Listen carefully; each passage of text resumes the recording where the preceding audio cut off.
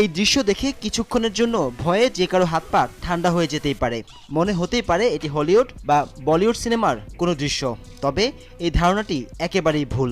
এটি চট্টগ্রামের কাজীর দেউরির দুঃসাহসী দুই তরুণ সাজ্জাদ ও মিনহাজের ছুটে চলার গল্প।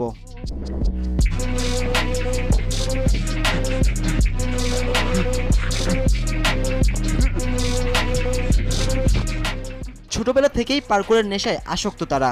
নিজ থেকে দীর্ঘ 7-8 বছর অনুশীলনের ফলে এখন তারা অনায়াসেই পাড়ি দিতে পারে যে কোনো দুর্গম পথ।